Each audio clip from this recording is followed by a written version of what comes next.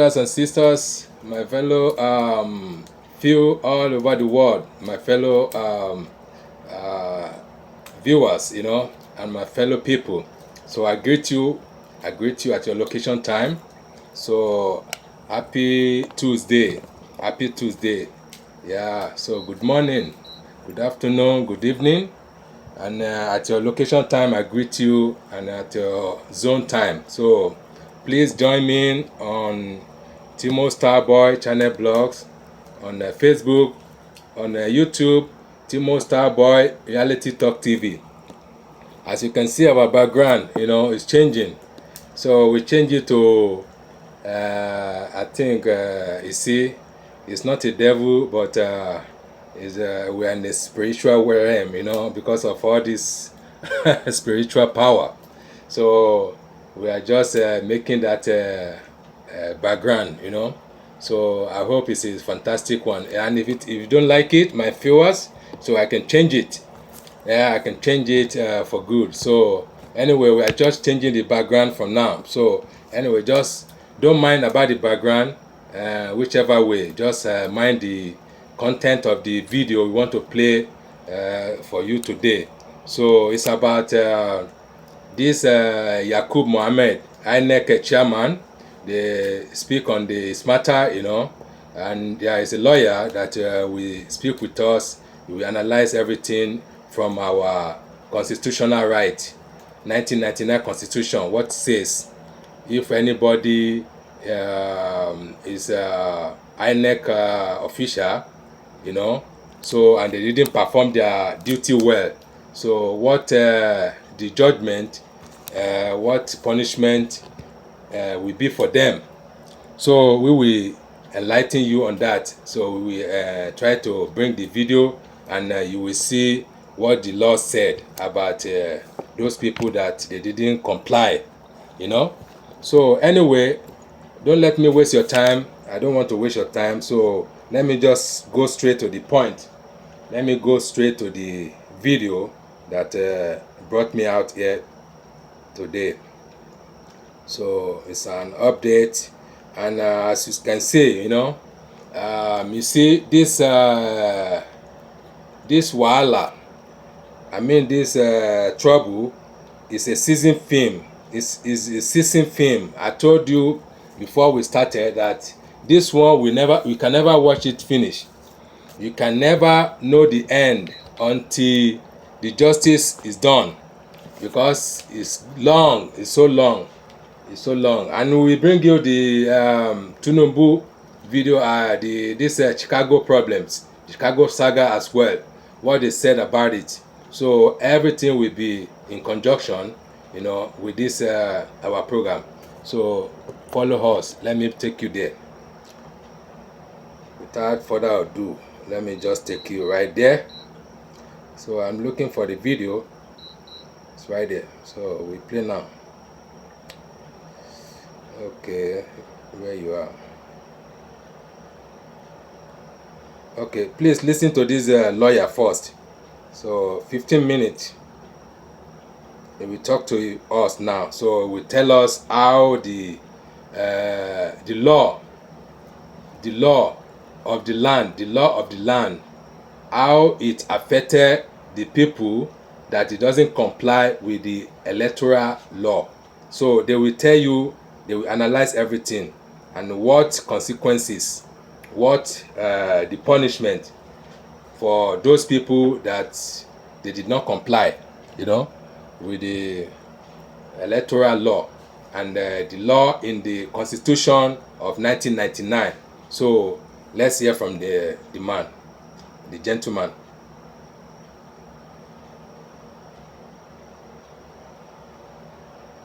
Hold on.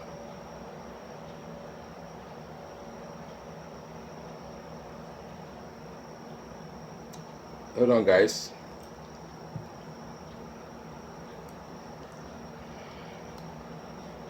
I'm trying to adjust the noise, and so I will bring it up now.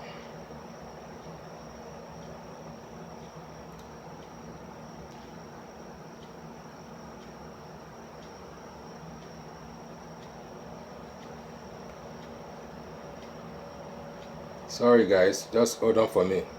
Okay. Hello viewers, good day. This is the We are here again to talk about justice for Nigeria. I want to begin by saying that democracy today, by whatever name it is called, must deliver on what the people want. It must deliver on what the people want. And I also would like to let you know that any corrupt leader does not and do not drive the development agenda of any tribe in nation. As we are still battling with the consequences of the 2023 presidential election in court, we are still waiting for the judiciary to deliver and to do what is just and equitable in the circumstance.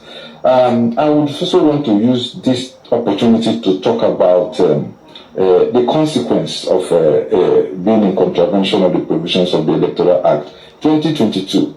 The duo of Professor Yakub Mahmood and Dr. Festus Okoye should by now be in jail because they willfully contravenes the provisions of the Electoral Act. Contradict the process. The section 60, subsection 1 to 5, they willfully contravenes the provisions of that very act.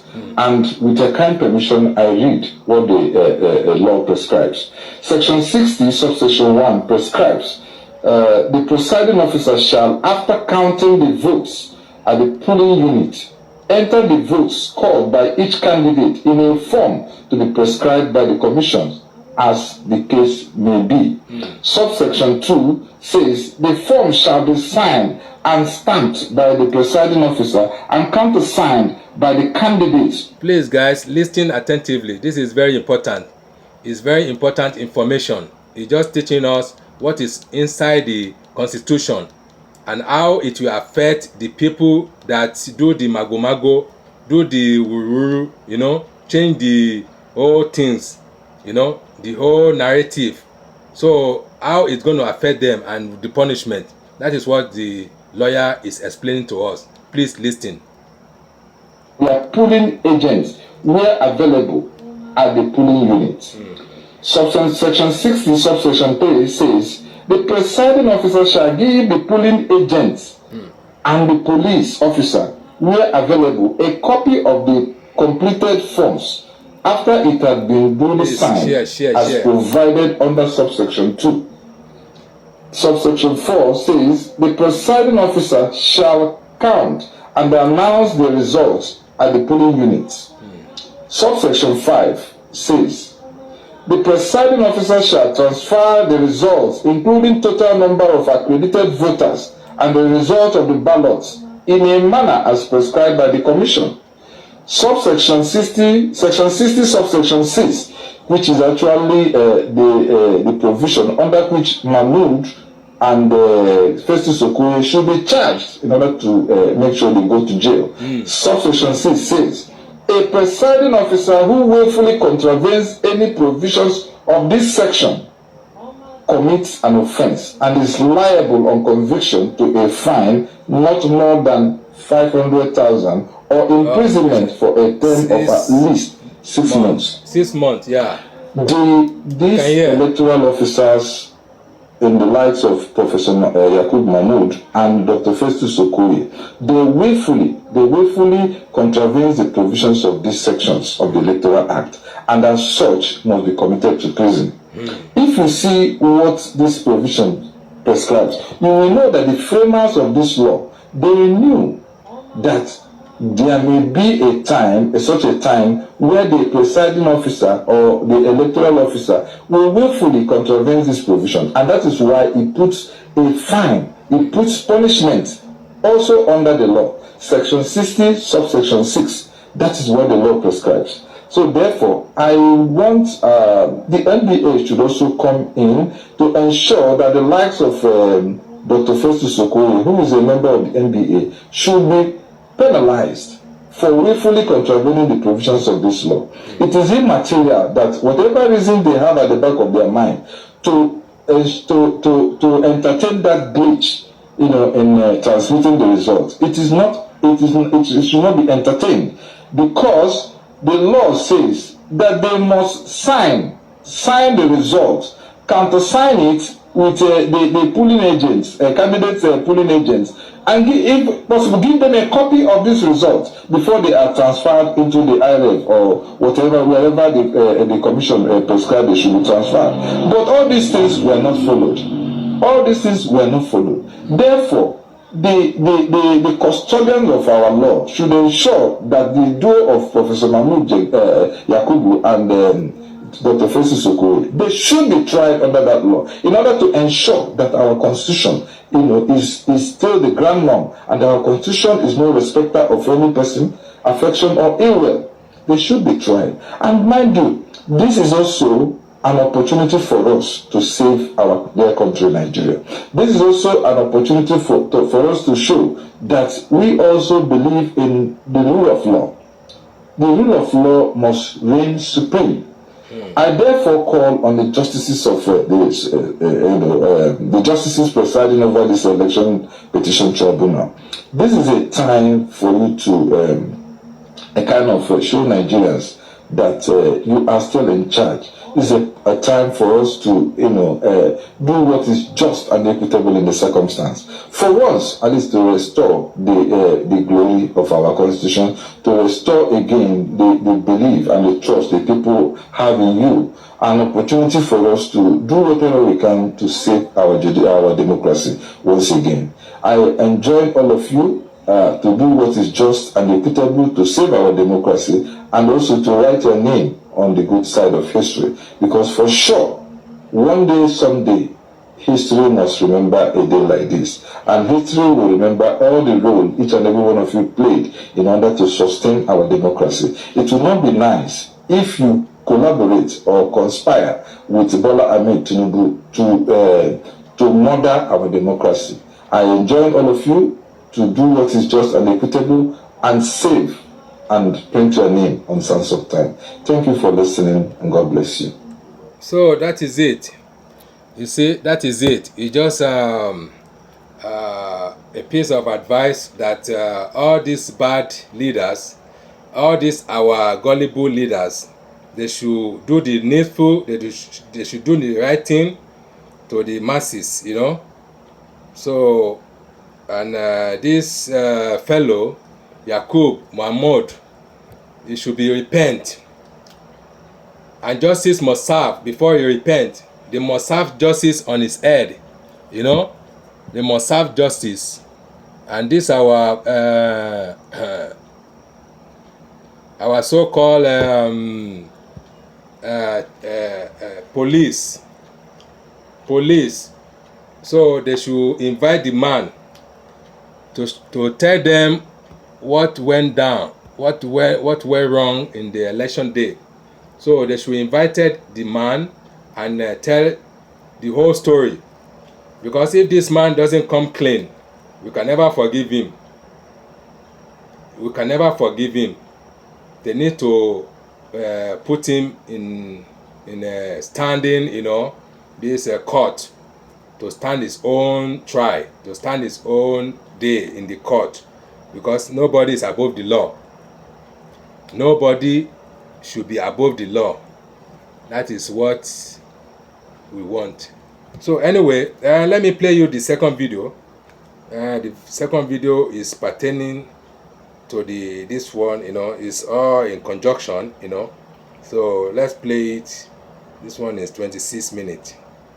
Okay, it's kind of a debate on Arise TV with these hosters. They refine. So let's hear from them what the guy will say. Sorry guys,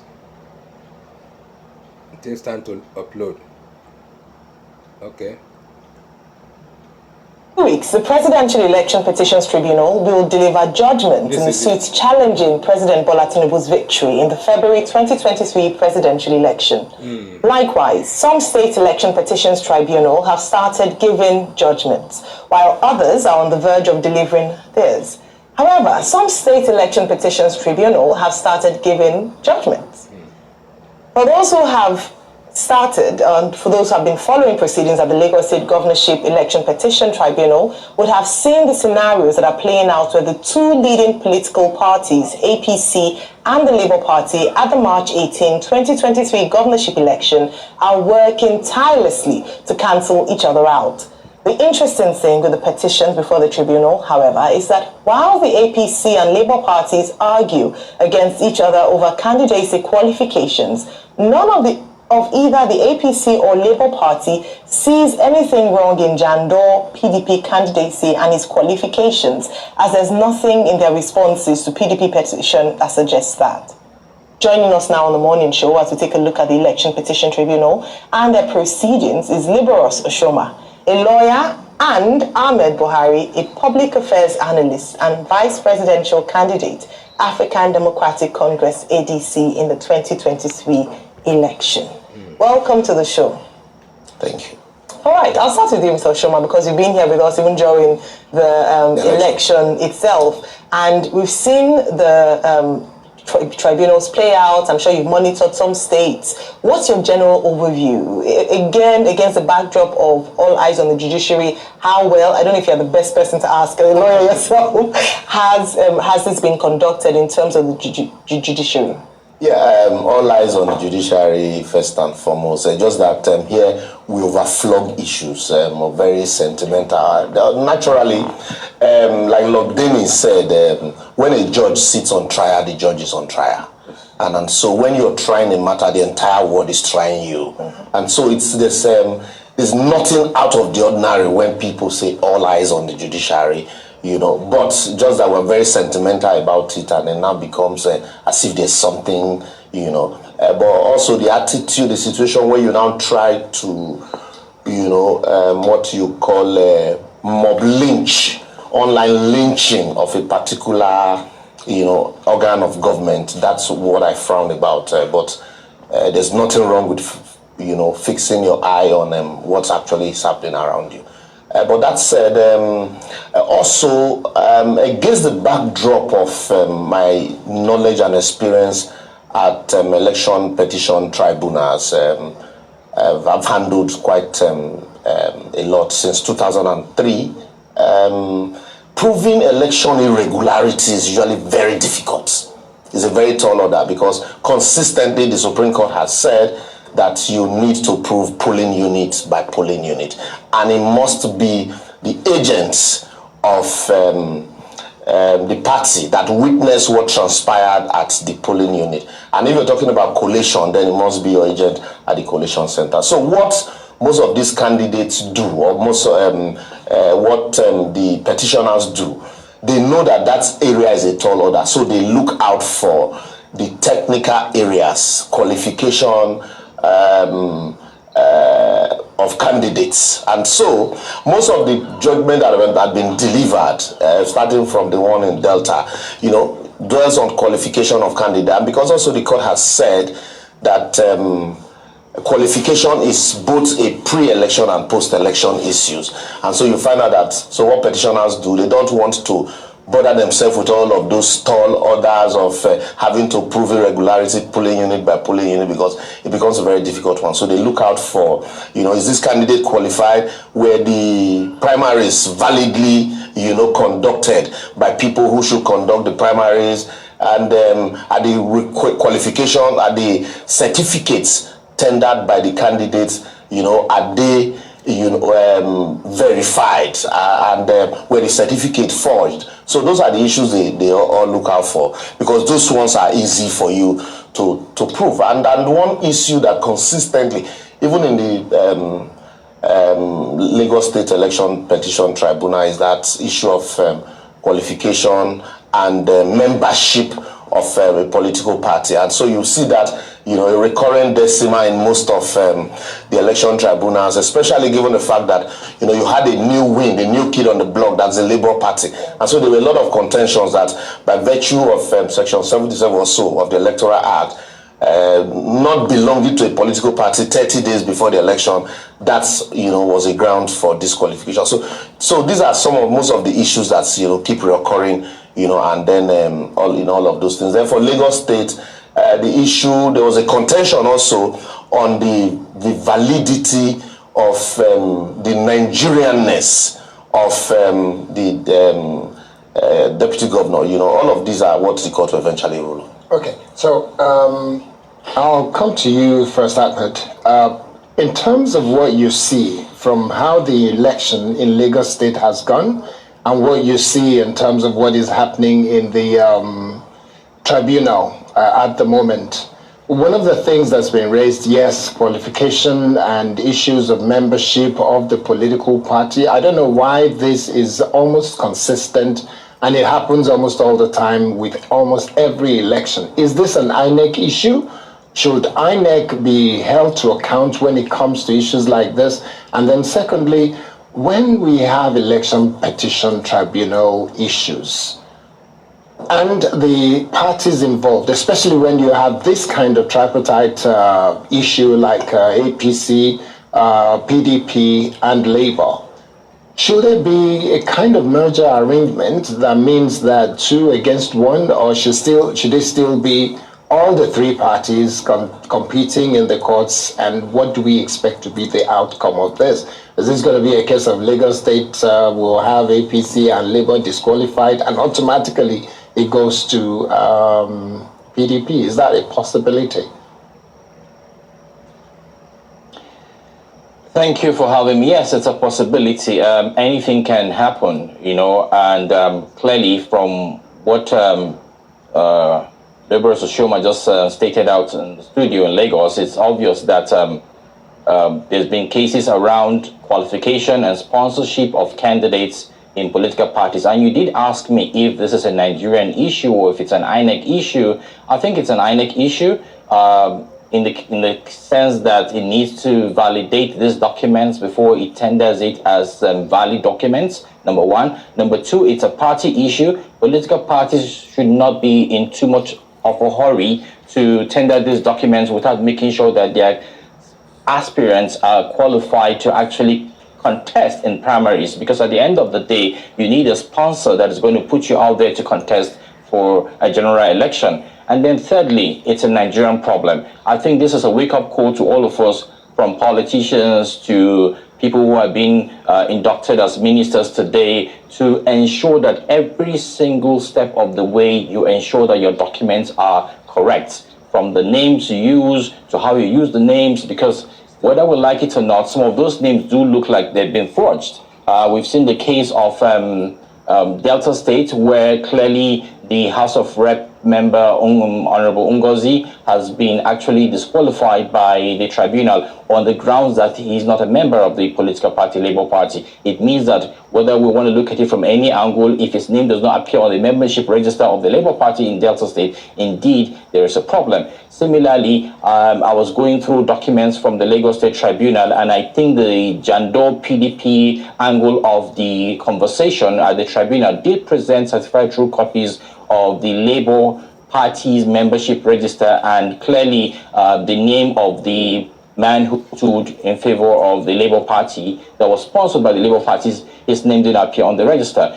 So for many members of the Labour Party, they have been having this conversation and they say it's a pre-election matter and it cannot be discussed. But Section 177C of the 1999 Constitution of the Federal Republic of Nigeria, as amended, requires that you must be a member of a political party to contest or to be sponsored by that political party. Similarly, in Kano State, you cannot rule out Honorable Hafiz Bayero of the APC, who sent to courts, who took to the tribunal the NNPP candidates, on the honorable who won in NNPP, and said clearly that he had discrepancies in his certificates.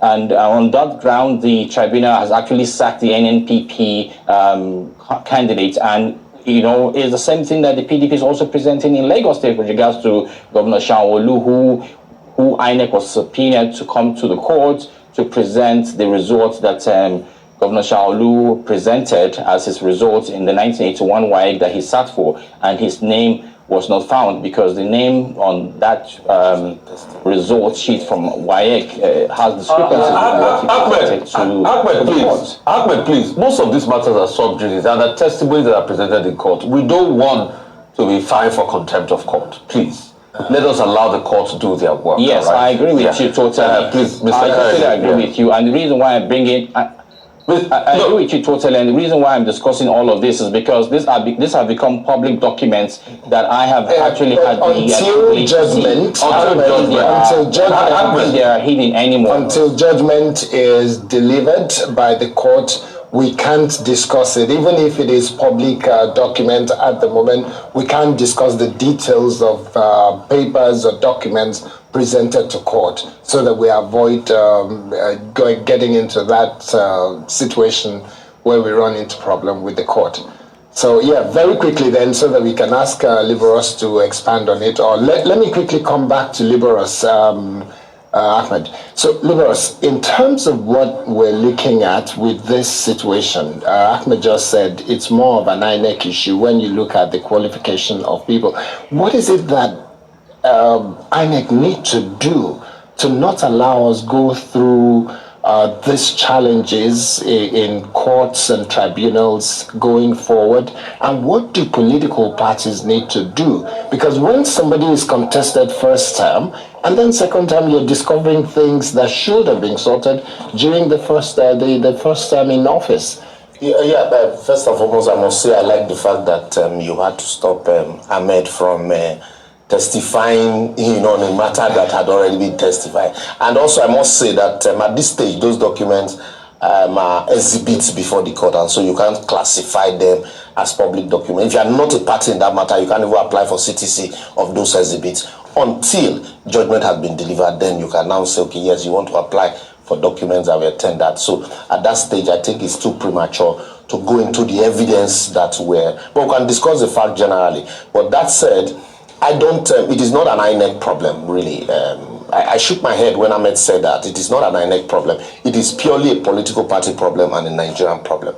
There is nowhere in the law where it says that INEC will have to individually go verifying certificates that were tendered or that were submitted by candidates. Does it then mean that INEC does not need to do anything? INEC puts out a form, and that is why they request you to go make a deposition before a commissioner for oath that the information that you're giving is true and that you are not lying on oath.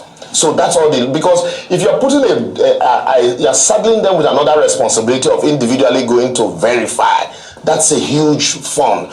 And so once they do that, the law now places a responsibility on the candidates of the party that contested with that, the candidate that was declared, or the contestant that, of the party that contested with the candidate in the primaries, to challenge every deposition made so far that they feel is wrong. It's like you give a notice, and INEC says, well, if you think that this notice it's wrong, it's like somebody wants to get married, and they say, if there's anybody here who feel why this person should not get married. So that's the case. It is not for the church, or in this case, INEC, to now go on a voyage of discovering of documents. So if there is anybody within the party who contested, who feels that this information deposed to are not correct, at that point, that person has a right to challenge those information.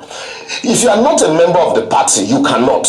But if you are a candidate in the election, after the election, you now have a right. It becomes a ground for you to say, I am challenging your qualification. You did not meet the required qualification and you lied on oath. So it becomes a political party problem and a Nigerian problem.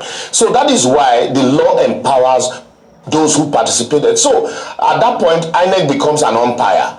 Not the one to begin to do verification of certificates. And then also, another very interesting thing, the law also place a responsibility of INEC saying, look, even for qualification, if the man can read and write in your opinion, if he can read and write, if the man says, I remember the case of, I think, Masari said, well, I have equivalent. I don't have the certificate, but I have its equivalent. The equivalent is I rose from the cadre to become PAMSEC. So, and I have attended enough courses, but primary school leaving certificate, I do not have. So, all of these are equivalent. And so, in the opinion of INEC, that's what the Constitution, that's the responsibility, the enormous powers the Constitution placed on them. And so, when people, I think, like Ahmed has said, what the political parties need to do, because the political party is the beneficiary of any election, and also they are the ones that will suffer because they say the mandate belongs to the party feeds candidate, so they are the ones that will suffer if at the end of the day it is discovered that the documents submitted were either fake or forged. So it is for the political party to do a detailed and thorough verification of every document submitted before they are handed over to INEC. In the absence of that, you might just win an election and it becomes short-lived, because at the point of receiving a crown, or even after receiving the crown, the court says, well, like the case of Degi in Bayelsa State, and so the court had been consistent on that too. Okay, so first, I would like us to also narrow this conversation to cases that have been decided, so that we'll not, fall in contempt of the law. And I would also like to talk about the general concept. In all of these decisions made thus far, as Africa's Election Petition Tribunal, the ones decided, do you see a pattern? And what do you think informed that pattern? Yes, two things, two patterns. One is on membership, disqualification of membership of political party. No, three. Second one is disqualification on the ground of primaries, invalidly conducted primaries, lack of notice, proper notice not issued. And then the last one is that age-long Supreme Court decision on the ground that if you have ever forged a certificate before, if I've ever presented a forged document, substantive vote counting and vote manipulation matter. I just told you that one is a tall order. Do you know why? Because if you allege irregularity, Supreme Court, even in the case of Osun election, the governorship election in Osun, where the question was the documents presented by INEC from the back end, the front end, and all of that. And the court said, no, these are not enough for you to prove irregularity. You must also call the witnesses, or you examine all of the beavers machine. How many beavers are you going to examine within a space of 6 months? So when you have that kind of proving, it's almost above proving beyond reasonable doubts. And so you must prove irregularity polling unit by polling unit. And then also, it must be substantial enough to affect the outcome. That substantiality, it's nowhere defined, it's in the mind. Who now determines that substantiality? It is the tribunal that determines the substantiality. Discretionary. Yes, so if you say, that's where the Supreme Court also said that a situation where the election was cancelled in one state, Ogun State, for example, that is not substantial enough to disqualify or to annul the entire election in the entire federation, even though that judgment was 3-2. And so also, substantiality also might depend on the reasoning of the average man on the street. What will the average man on the street see to be substantiality? Substantial. So what lawyers do, at the election petitioners do, is avoid those areas that time will not permit you to prove. So go for the technical areas it will be easier for you, like issue of primaries, where was primaries validly conducted, where all the notices rightly issued, is the candidate qualified to contest, to stand for this election, the documents submitted. I quickly want to ask you a case. As regards that substantiality in the election itself, can you quickly also, for legal learning, help us review the 07 Supreme Court's ruling as regards presidential election that, and I'll come to you, Ahmed, please, I'll still come to you on this.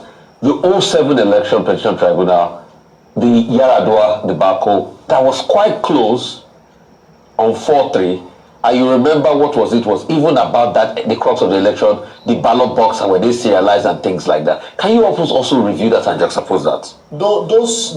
That's what I'm saying, that at the end of the day, the Supreme Court also still didn't annul that election because on the issue of substantiality and then INEC guidelines, if I remember. So, and that's why I'm telling you that against all of those knowledge and information, why would you want to go on a voyage you know that you require more than 6 months to prove? In the case of Peter Obi in Anambra State, it took them almost 3 years. It took them almost 3 years. They called almost 300 and something witnesses. But in this case here, you don't have the luxury of having to call more than, or not even up to 100 witnesses. One of the matters I did in Abia State, 6 local governments, the petitioner called about 29 witnesses. And the court says those witnesses were still not substantial enough in a senatorial district where you have almost 100 and something polling units. So, in the case of Yaradua also, the petitioner talked about serialization of ballot boxes, ballot papers, and irregularities in the outcome. But irregularities is not as a matter of claim. It takes proof. Have you been able to establish? And as a lawyer, I wouldn't want to even bother myself talking about irregularities in all the election. I would rather go to the narrow area of, is this candidate qualified? Let's answer. Ahmed, please, have you seen any patterns? Can you say that again, please? I said, have you seen any patterns as regards the case that are judged? Let's limit ourselves to the case that have been judged already. Can you see any patterns? Yeah, yes, of course. I'm glad with the way Liberals has actually highlighted the issues. You know, for people who are pushing to courts on grounds of irregularities around the ballot boxes, or we're not allowed to vote, lines were being shot down, ballot boxes were being snatched, we were chased out of our lines and all of that. You know, those are going to be very, very hard to prove in court, which is why smart lawyers and smart legal teams and smart candidates of elections actually go for the jugular, which is, of course, to ask if there's validity in that person's ability to contest for that election. And I think you did ask a very pertinent question earlier, which is, why do we keep seeing the recurrences of this kind of issues around election matters? I think it's consequences.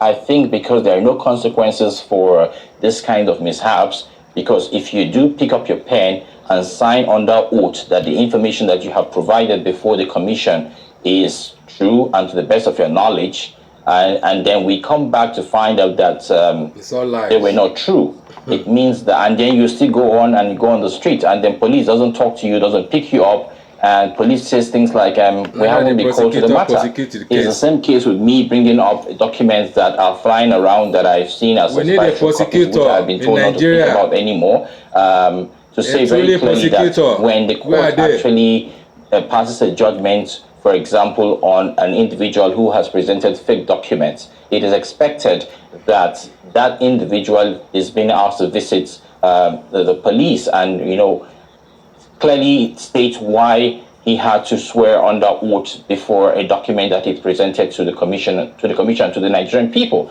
And I think the Nigerian people also must rise up at a time like this and ask those very deep questions as to why you waste our time, why you waste our resources, why we would have to go around campaigning for you, knowing fully well that the process that is supposed to bring you on the sponsorship level to contest for an election that we have all believed would bring us succor was even flawed in the first place. So I think these things are important, and I think Nigerians would have to sit up and ask these very deep questions and allow sentiments and emotions to be thrown out of the window while we focus on the facts.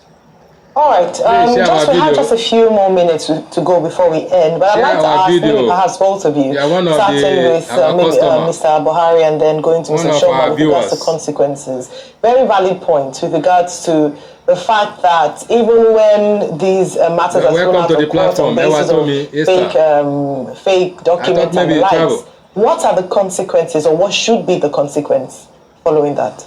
Very quickly, Mr. Buhari. Nice to meet you guys. Again, I'm not a lawyer, and I've been asked not to manage my comments because of the legality involved in all of these matters. But I think it's a matter of the court, it's a matter of the system, and these things have got to be spelled out very clearly so that people do not repeat these things. But again, it's important for members of political parties to even ask this question. So I think the problem is still with INEC. INEC cannot be exempted from this matter. It's not just an umpire, it's also subjected to the Nigerian people with regards to how we want them to conduct these exercises. The political parties are involved, the individuals are involved, and the Nigerian people must ask those very deep questions because this is our time that is being wasted. All right, thank you. So that is it, my viewers. So let me give you another video. This one is a random video, so it's more interested. It's an article filing a case in Chicago. So subpoena the Chicago University over the certificate saga of BOLA TINUBU. So let's hear from the correspondent. Atiku Abubakar, who is seeking nullification of Tinubu's election. Hold on.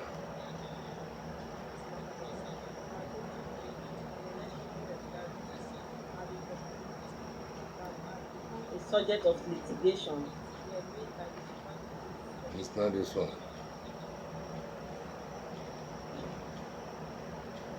Atiku's argument is very reasonable because if Tinubu's argument in the district court in Chicago is that a clerk in Chicago State University made errors in his certificate, it's already an acceptance that the certificate is not the same with the original one. If they were, he wouldn't be talking about errors. We cannot. And now, getting back to the errors, how can the university clerk make all these errors in one single certificate? Before we analyze all these errors, of course, many of you know that already, let's see what Atiku is seeking, because some people are mistaking the whole thing. What brought Atiku to Chicago court is to find the person that was admitted to the university. Yes, it's very important the way the Chicago State University staff members are handling the matter. It might just lead to a criminal investigation. The more they try to hide Tinubu's records, the more it arouses curiosity. How did it start? It all started with Tinubu himself when he was filing his particulars in 1999 to contest the governorship election in Lagos. He filled in some primary schools and secondary schools he attended, but when they were proven to be a lie, that he never attended any of them, in 2022, when he was filing for the presidency, he decided to leave them blank. So he raises a question. Does it mean he didn't attend any primary or secondary school? No one can be admitted to a secondary school without showing proof that he attended a primary school. Likewise, university.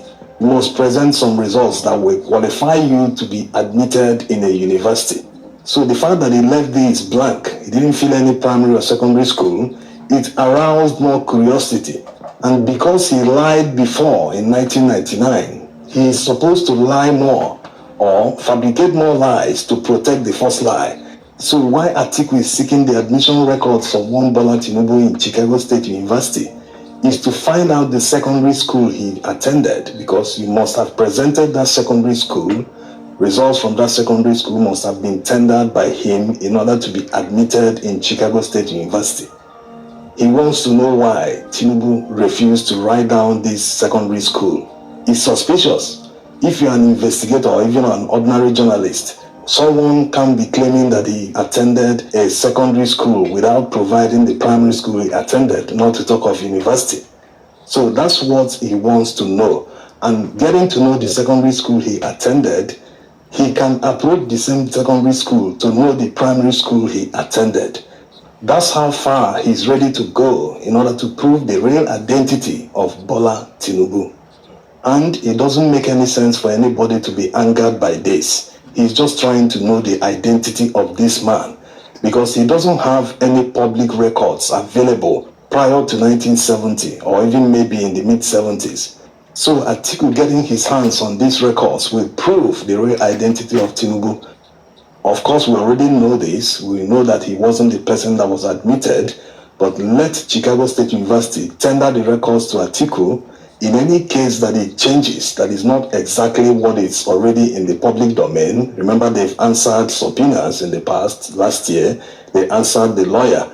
So if what they will eventually deliver to Atiku is different from what they already gave the lawyer, that is where it might trigger a criminal investigation, because it means that someone already tampered with the records.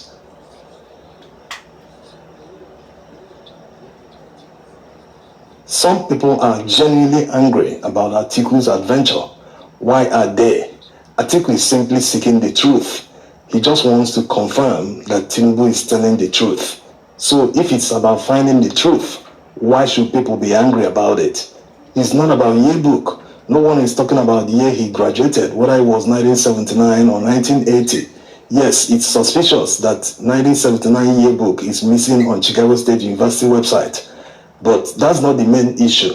The issue is who exactly was admitted to Chicago State University. If this man came in the middle, Chicago State University should explain why and how it's possible for someone else to get admitted and someone else completely different from the admitted candidate to graduate from the same university.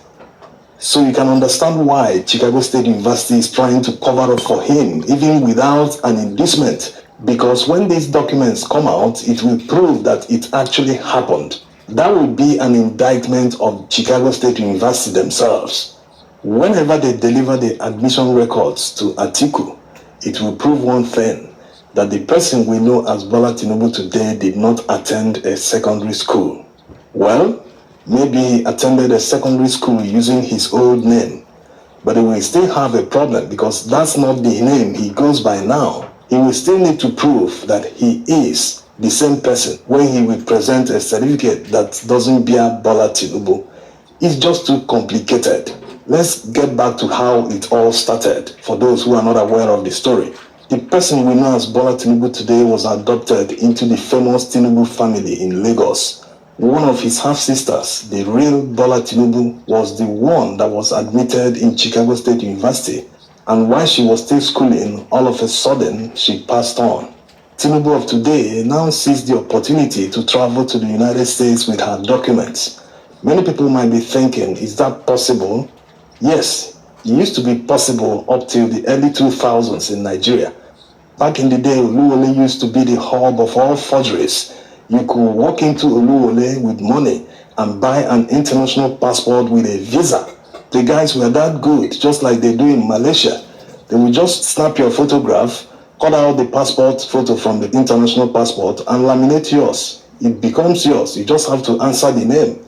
If you meet immigration abroad and they question you, just make sure you remember all the biodata on the passport. By that time, there was no biometric passport, so it was easy for many people to travel that way. But one wonders, why did he do it? Well, when you consider that the person in question was an American citizen, it granted him a lot of advantages and possibilities. That explains why he was able to take over the person's records in the United States. Let's hear the story goes. This is so now let's see the errors TINUBU's lawyer talked about in court. It's so trauma, TINUBU will never take tragedy, responsibility, always passes the blame or buck to another person. Just like he claimed in 1999 that it was Senator Afipiolu that filled his INEC forms. The same way he's blaming a clerk in Chicago State University for committing several errors on the certificate they gave him. Did the university actually issue TINUBU this certificate? Because it doesn't look like they did. If they did issue him this, why did they issue another one under subpoena? A completely different one. You can never survive this one. The differences, it has 3 signatures. This one has 2. The body, the fonts, everything is different, including the logo. Even one of the signatories didn't start working in Chicago State University till the 90s, while he graduated supposedly in 1979. So Atiku's lawyer and Janabi, while replying TINUBU's counsel in Chicago District Court, said that this is not an error. There's a difference between an error and a mistake.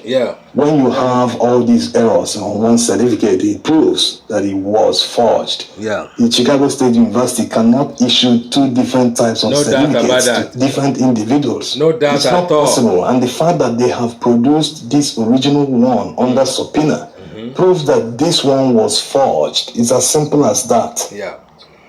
You see, the problem is not just these forgeries and the laughable arguments to cover them up. The main problem is the contempt with which TINUBU treats Nigerians. He knows that this is a forged certificate. He doesn't care. But because he doesn't really care. He doesn't care when at we all. say anything, bring that He's person. a heartless I'll human have his being. price. Heartless. When we do anything, just submit it, no problem. Heartless human being. That kind of thing, that kind of attitude is where the problem lies. Only thinking of himself. Yes, his Selfish impunity interest. is just too much. Imagine appointing someone who is Selfish currently interest. doing her NYSC service. He appointed the same person as minister. It is blatantly against the law, but he did it anyway. Nothing will happen. So if there is no consequence for breaking the law, that means we are heading to anarchy. Yeah. Anyone can behave any way he likes. Nothing will happen, no repercussion. The law won't take its course.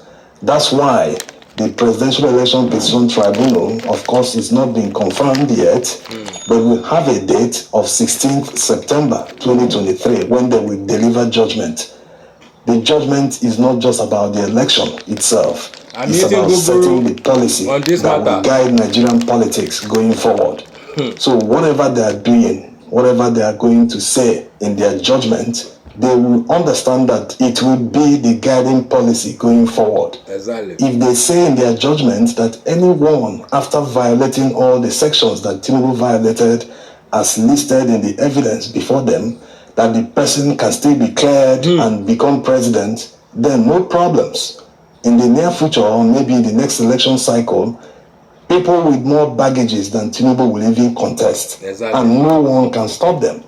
Also, if they say that INEC can do whatever they like, jettison all the technology that cost billions of naira to acquire in order to make elections free and fair, that elections conducted in this manner can stand, then going forward in the next election cycle, maybe INEC wouldn't even need to conduct any election. They wouldn't even need to send any polling officer to any polling unit. They would just sit somewhere, write all the results and collate and announce. And the courts will obviously uphold them because of the precedent that will be set by the Presidential Election Petition Tribunal. On the other